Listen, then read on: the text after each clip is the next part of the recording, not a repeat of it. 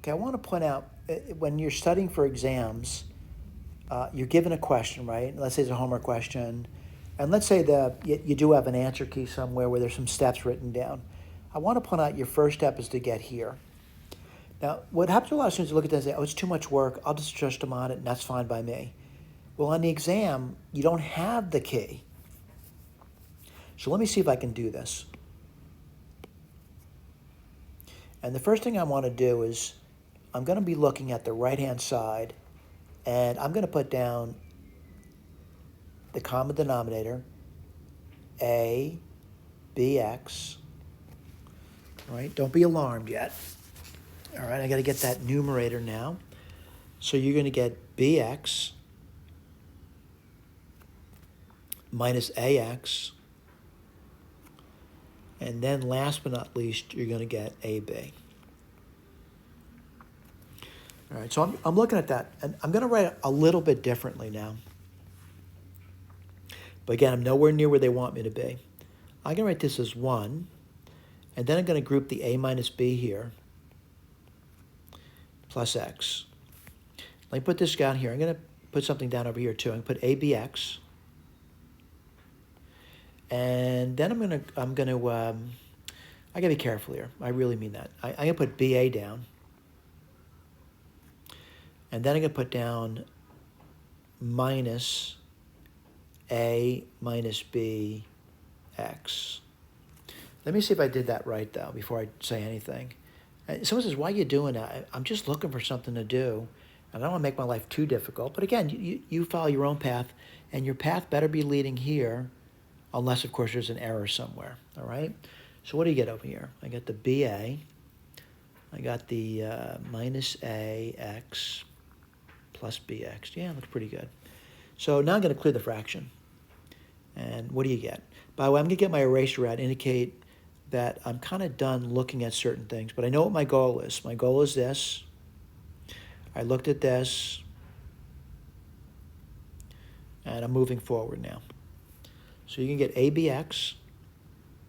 Whoops. I'm clearing the fraction, by the way. Equals, let's see, you're going to get A minus B times AB plus ABX. I took this, and I'm distributing across the BA there. That's all I've done. All right. Maybe I haven't done that yet. I'm sorry. Let me get my eraser out.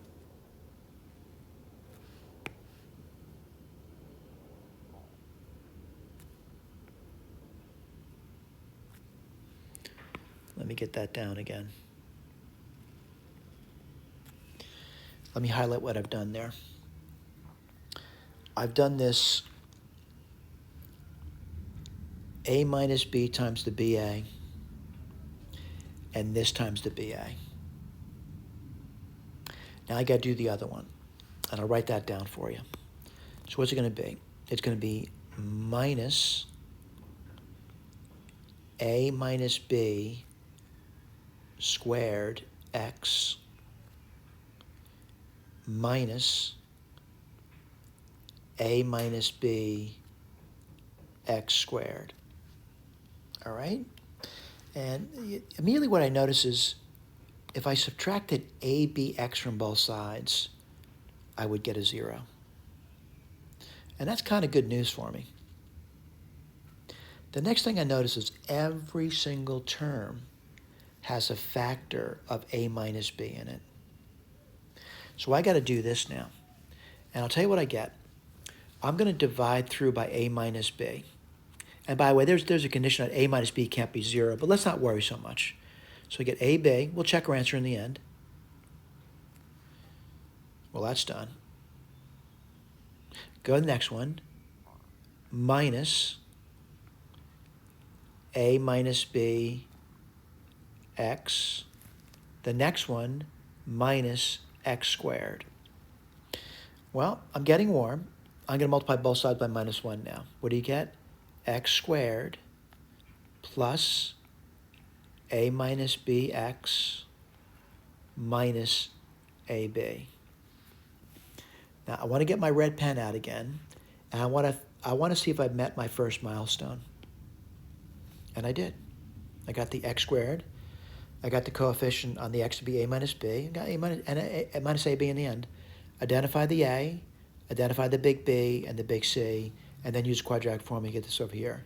But I think you know I don't follow that path. The path I follow is I factor it. And let's factor it now. So I'm going to say 0 equals x and x. And then I'd say a and b minus b plus a. The answer is going to be x equals minus a or x equals b. They're getting the same answers. By the way, when I point this out, I do recommend that you check them out, all right? In other words, you plug it in. And it's really not bad to plug in. For example, I got x to be b, right? And if you plugged it in, what would you get? You would get 1 over a. That's if x is equal to b. On the other side, what do you get? 1 over a minus 1 over b plus 1 over b. And I hope you realize this is fine, as provided b is not equal to 0. That this will give you 1 over a, 1 over a. All right?